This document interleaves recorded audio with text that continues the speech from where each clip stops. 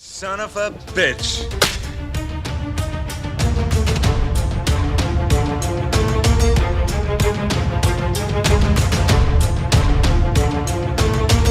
Groovy.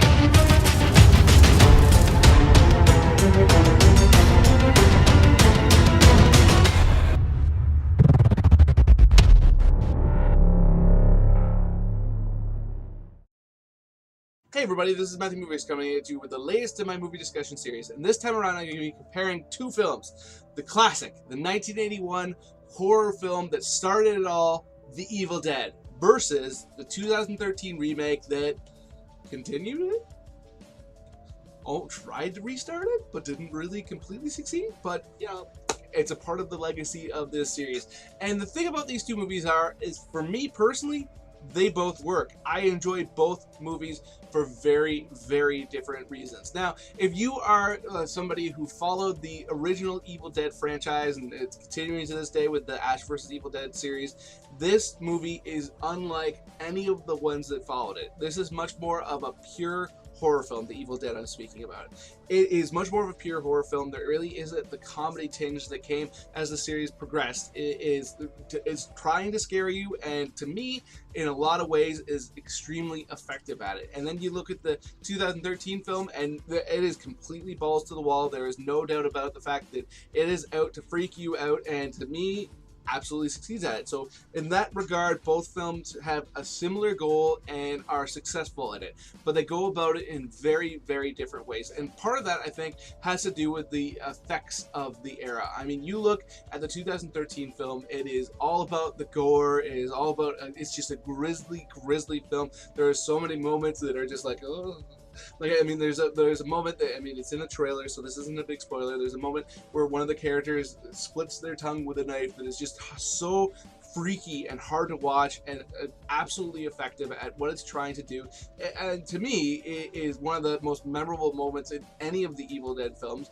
But then you compare it to the original, and there's all these sequences that, like, there's the woman in the cellar that is yelling at them when they've locked her down, and like when it's flying in the air, and there's a moment with a tree branch that is just, you know, hard to watch, but very, very effective in its own right. But to me, you know, the way in which these two films go about it are to a large degree encapsulated by their two main characters. The 1981 film has Ash at its center, played by Bruce Campbell, who absolutely kills it. It became a legend based off these movies, has a huge fan following that I am absolutely a part of. And then the 2013 version has Mia Allen, who is a very effective character. It's very interesting. They set her up in a very different way, whereas the whole concept is that she's this drug addict, and they've gone to this cabin to try to help her kick her habits, and so you have these two characters that, I mean, right off the hop, that gives you an idea of the way these movies are set up. Where the 2013 version, you know, it's kind of much more gritty. It's trying to tackle a much more serious topic like addiction, whereas in the 1981 version, it's just a group of kids who are going out to a cabin to have a good time, and right off the hop, I mean, the tonally speaking, they're very, very different.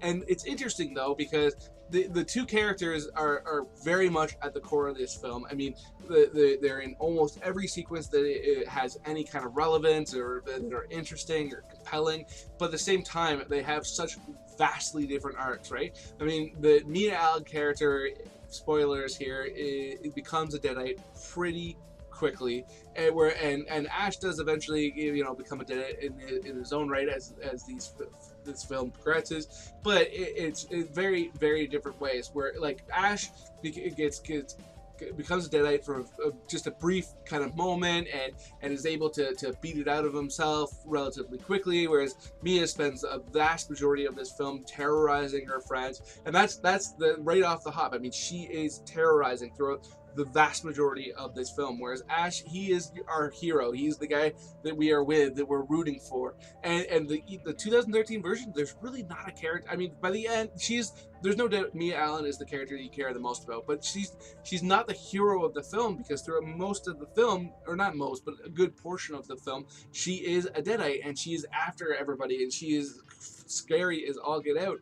So I think the two movies were trying to do completely different things with their main character, but I thought both of them were effective in that regard. And then both films have a number of subsequent characters or supporting characters, and they both have this issue where honestly, when I look at the characters, I mean there are moments that come to mind that are freaky and cool, and all of them are given their due as far as like playing a part in the story, but none of the supporting characters in either film matter all that much to me.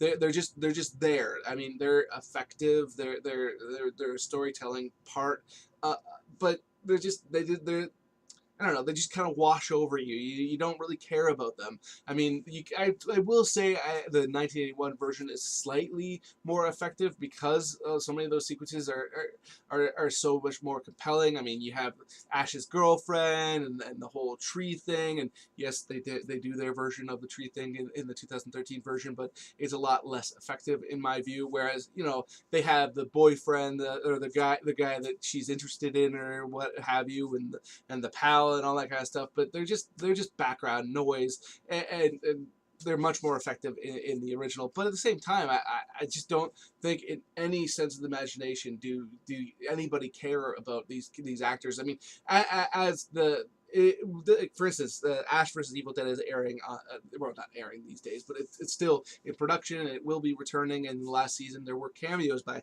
some of the actors from the original film, and that was really cool to see, but it wasn't really made that big of a deal. It's not like, the internet was going wild that they had returned. It was just like, oh, cool.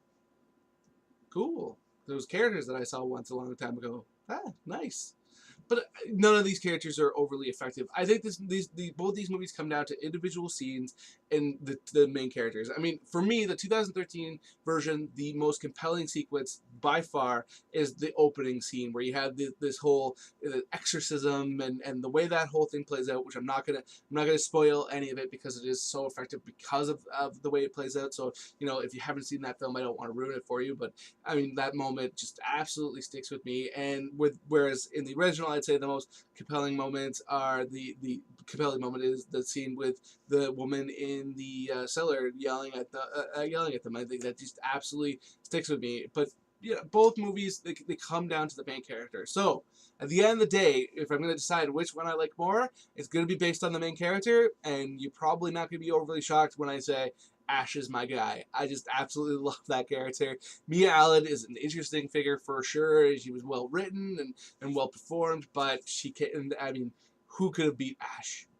Nobody, and she didn't. So at the end of the day, I have to give the edge to the original, The Evil Dead, but it squeaks it out because I still think the 2013 version has a lot of merit as well. So those are my thoughts on these two films. Let me know in the comment section below what you think. If you think it's much more of a blowout, that the 1981 version just absolutely kills it with its much more creepy tone. I mean, that moment with the chair moving back and forth, not chair, but the what is it, bench on the porch. I mean, that's just absolutely creepy and awesome. But there's some pretty creepy stuff in the remake too. So other than that though, please hit that like button, hit that share button.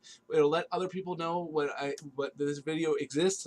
I swear I can talk. It'll let other people know that this video exists, and then it'll make it much more likely that they come and check it out, which would be absolutely awesome because I love talking to people about movies, and I'd love it if more people would come and check out these videos and give me that feedback. And speaking of which, if you are new here, you just haven't done it yet, please hit subscribe, hit that notification bell. That way you can come and find out when I put out a new video and give me your feedback, which would be absolutely awesome because I love talking to you guys. And other than that though, have yourself a good day.